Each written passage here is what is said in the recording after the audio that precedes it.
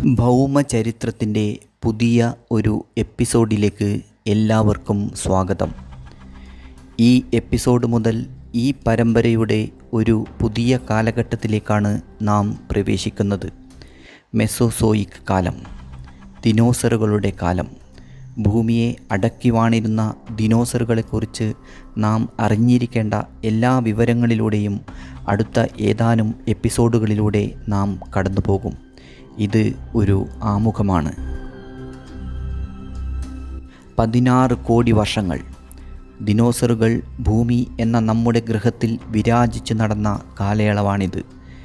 അവ ജീവിച്ചിരുന്നപ്പോൾ ഇരപിടിയന്മാരുടെ ലോകത്ത് അതിൻ്റെ തലപ്പത്തായിരുന്നു ഈ ഭീമൻ പല്ലികൾ. ഫോസിലായി മാറിയ ദിനോസറുകളുടെ ശരീരഭാഗങ്ങൾ മനുഷ്യ ചരിത്രത്തിലുടനീളം കിട്ടിയിട്ടുണ്ടെങ്കിലും ശാസ്ത്രീയമായി ദിനോസറുകളെ ആദ്യമായി നിർവചിക്കപ്പെട്ടത് 19-ാം നൂറ്റാണ്ടിൻ്റെ തുടക്കത്തിൽ മാത്രമായിരുന്നു. അതുവരെ ഈ അവശിഷ്ടങ്ങൾ കരുതപ്പെട്ടിരുന്നത് മിത്തുകളിലെ കഥാപാത്രങ്ങളുടെ ഉത്ഭവവുമായിട്ടാണ്. ഒന്നുകിൽ ഡ്രാഗൺ, അല്ലെങ്കിൽ ഹൈഡ്രയുടെ പൂർവികൻ എന്നൊക്കെ. 1842 ബ്രിട്ടീഷ് പാലിയൻറ്റോളജിസ്റ്റായ സർ റിച്ചാർഡ് ഓവനാണ് ആ പുതിയ പേര് ഈ അസാധാരണ ജീവിക്ക് നൽകിയത്, ഡൈനോസോറിയ. ഡൈനോസോർ എന്ന വാക്കിൻ്റെ അർത്ഥം ഭീതി ജനിപ്പിക്കുന്ന പല്ലി എന്നാണ്, എ ടെറിബിൾ ലിസാർഡ്. പക്ഷേ ഈ പേര് തെറ്റിദ്ധരിപ്പിക്കുന്ന ഒരു പ്രയോഗമാണ്. കാരണം ദിനോസോറുകൾ പല്ലികളല്ല, പല്ലികൾ ഉൾപ്പെടുന്ന ഉരകവർഗത്തിലെ ഒരു പ്രത്യേക വിഭാഗമാണ്.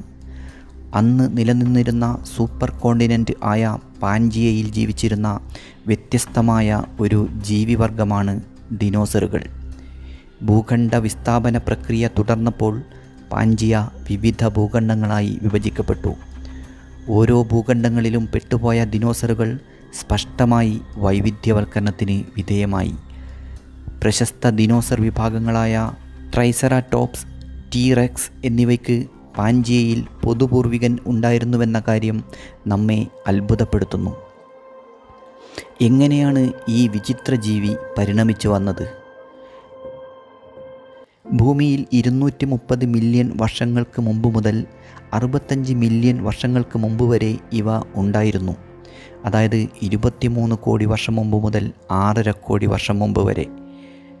മനുഷ്യന് അപ്രാപ്യമായിരുന്ന ഒരു ദീർഘമായ കാലഘട്ടം. കഥകളിൽ കാണപ്പെടുന്ന പോലെ പ്രാചീന മനുഷ്യരും ദിനോസറുകളും ഒരിക്കലും ഒരേ കാലഘട്ടത്തിൽ ജീവിച്ചിരുന്നില്ല. മനുഷ്യൻ എന്ന ജനുസിന് തന്നെ 25 ലക്ഷം വർഷം പ്രായമേ ഉള്ളൂ. അതിൽ നമ്മൾ ഹോമോസാപ്പിയൻസിൻ്റെ പ്രായം ഏതാണ്ട് വെറും 2 ലക്ഷം വർഷങ്ങൾ മാത്രമാണ്. പക്ഷേ ദിനോസറിൻ്റെ കാലത്തും മനുഷ്യൻ്റെ പൂർവികർ ഉണ്ടായിരുന്നു. വെറും ഒരു എലിയുടെ വലിപ്പത്തിലുള്ള ഒരു സസ്തനി വിഭാഗം. ദിനോസറിൻ്റെ കാലത്ത് ഉടനീളം ഈ സസ്തനി വലിപ്പമാർജിക്കാൻ ശ്രമിച്ചിരുന്നു. പക്ഷേ ഒരു പൂച്ചയേക്കാൾ വലിപ്പം വയ്ക്കാൻ അക്കാലത്ത് ഇതിന് സാധിച്ചിരുന്നില്ല. 6.5 കോടി വർഷങ്ങൾക്ക് മുമ്പ് ദിനോസറുകൾ അപ്രത്യക്ഷമായതിനു ശേഷം മാത്രമാണ് സസ്തനികൾ വലുതും വൈവിധ്യപൂർണവുമായി മാറുന്നത്. ആ വൈവിധ്യത്തിൻ്റെ തുടർച്ചയാണ് പ്രൈമേറ്റുകളും ആൾക്കുരങ്ങുകളും മനുഷ്യരും. ഒരു അതിഭയങ്കരമായ വരണ്ട കാലാവസ്ഥയും തുടർന്നുണ്ടായ കൽക്കരി ചതുപ്പ് നിലങ്ങളുടെ വൻ നാശവും പെർമിയൻ കാലഘട്ടത്തിൽ കാർബോണിഫറസ് വനങ്ങളെ ഭൂമുഖത്തു നിന്നും തുടച്ചു നീക്കി. അതിനുശേഷം വന്ന ട്രയാസിക് കാലം ഭൗമചരിത്രത്തിലെ ജീവികളുടെ ഒരു വീണ്ടെടുപ്പിൻ്റെ കാലമായിരുന്നു. ട്രയാസിക്, ജുറാസിക്, ക്രെറ്റീഷ്യസ് എന്നീ 3 ജിയോളജിക്കൽ കാലഘട്ടത്തിലാണ് ദിനോസറുകൾ കരയിൽ അധീശത്വം സ്ഥാപിച്ചത്. ഈ 3 ജിയോളജിക്കൽ പീരീഡും കൂട്ടിച്ചേർത്താണ് മെസോസോയിക് ഇറ എന്നറിയപ്പെടുന്നത്. ജീവചരിത്രത്തിലെ മധ്യകാലമാണിത്. മെസോസോയിക് കാലം അത്ര വരണ്ടതായിരുന്നില്ല. എങ്കിലും ഉയർന്ന താപത്തിൽ കുളിച്ചു നിൽക്കുന്ന അവസ്ഥയിൽ തന്നെയായിരുന്നു ഭൂമി. കരയിലെ ശൂന്യമായ ആവാസ വ്യവസ്ഥകളിൽ പുതിയ ജീവിവർഗങ്ങൾ പിച്ചവെച്ചു നടന്നു. പരിണമിച്ചുകൊണ്ടിരിക്കുന്ന ഉരകങ്ങൾ, സസ്തനികൾ, ദിനോസറുകൾ. ട്രയാസിക്കിൻ്റെ തുടക്കം ഭൂമി ഒറ്റ സൂപ്പർ ഭൂഖണ്ഡത്തിന് സാക്ഷിയായി. 25 കോടി വർഷങ്ങൾക്ക് മുമ്പ് തുടങ്ങി 20 കോടി വർഷങ്ങൾക്ക് മുമ്പ് വരെയുള്ള കാലഘട്ടമാണ് ട്രയാസിക്. എല്ലാ ഭൂഖണ്ഡങ്ങളും കൂട്ടിമുട്ടി ഒന്നായി മാറി. ഇക്കാലത്തെ ആഗോള താപനില ചില കണക്കുകൂട്ടലുകൾ പ്രകാരം 38 ഡിഗ്രി സെൽഷ്യസ് ആണ്. ഈ അതികഠിന താപനില പക്ഷേ ആദ്യത്തെ സസ്തനികൾ ഉണ്ടായി വരുന്നതിനെയും പറക്കുന്ന ഉരകങ്ങൾ പരിണമിച്ചു വരുന്നതിനെയും തടസ്സപ്പെടുത്തിയിരുന്നില്ല. ഇന്ന് മഞ്ഞുമൂടി കിടക്കുന്ന ഉത്തരധ്രുവത്തിലും ദക്ഷിണധ്രുവത്തിലും അക്കാലത്ത് മഞ്ഞിൻ്റെ ആവരണം ഉണ്ടായിരുന്നില്ല. അവിടെയും മരങ്ങളും സസ്യങ്ങളും വളർന്നു. പാൻജിയയുടെ ആവിർഭാവം ഭൂമിയിൽ വ്യത്യസ്ത കാലാവസ്ഥാ മേഖലകളെ സൃഷ്ടിച്ചു. ചിലയിടങ്ങളിൽ തീവ്രമായ വരൾച്ച, മറ്റിടങ്ങളിൽ മൺസൂൺ പോലെയുള്ള കാലാവസ്ഥ. ഈ കാലാവസ്ഥാ മേഖലകളുടെ ആവിർഭാവം സസ്യജാലങ്ങൾ 2 വ്യത്യസ്ത രീതികളിൽ പരിണമിക്കാൻ കാരണമായി. വടക്കൻ ലോകത്ത് ഒരു തരം സസ്യവും ദക്ഷിണ ലോകത്ത് മറ്റൊരു തരം സസ്യവും.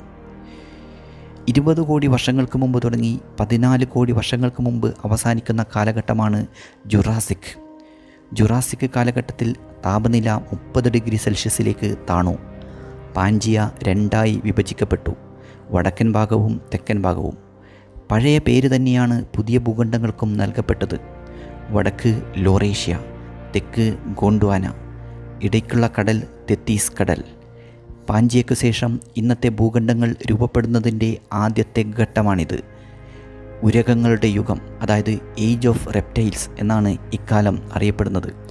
കാരണം ജുറാസിക് കാലത്താണ് ഉരകങ്ങൾ ഭൂമിയെ ഭരിക്കുന്നത്. 14 കോടി വർഷങ്ങൾക്ക് മുമ്പ് മുതൽ 6.5 കോടി വർഷം മുമ്പ് വരെയുള്ള കാലഘട്ടമാണ് ക്രെറ്റേഷ്യസ് പീരീഡ്.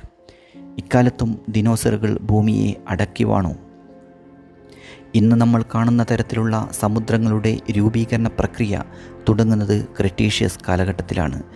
ജുറാസിക് കാലഘട്ടത്തിലുണ്ടായ ലൊറേഷ്യയും ഗോണ്ട്വാനയും വീണ്ടും വിഭജിക്കപ്പെട്ടു. ക്രെറ്റേഷ്യസിൻ്റെ അന്ത്യമാകുമ്പോൾ ഭൂഖണ്ഡങ്ങൾ ഇന്നത്തെ പോലെ പരസ്പരം വേർപെട്ടു തുടങ്ങിയിരുന്നു. ദിനോസറുകളുടെ അന്ത്യവും ഇക്കാലത്താണ്.